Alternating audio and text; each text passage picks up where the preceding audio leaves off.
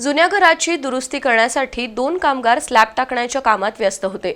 अचानक स्लॅब कोसळला आणि दोन्ही कामगार स्लॅबमध्ये अडकले. अग्निशामक दलाच्या जवानांनी ताबडतोब धाव घेऊन दोन्ही कामगारांना सुरक्षितरित्या बाहेर काढून उपचारासाठी सीपीआरमध्ये दाखल केलं. ही दुर्घटना आज दुपारी 2 वाजण्याच्या सुमारास महाराणा प्रताप चौकातील आरिफ मुल्ला यांच्या घरात घडली. कोल्हापुरातील महाराणा प्रताप चौक परिसरात आरिफ मुल्ला यांचं घर आहे.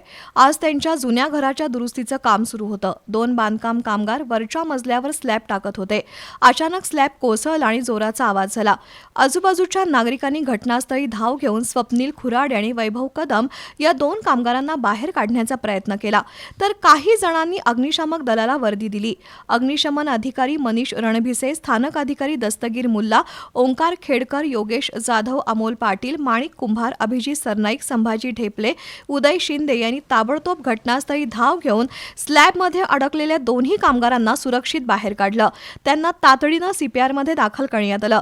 आज दुपारी 2 वाजण्याच्या सुमाराला घडलेल्या या दुर्घटनेत सुदैवानं जीवितहानी झाली नाही.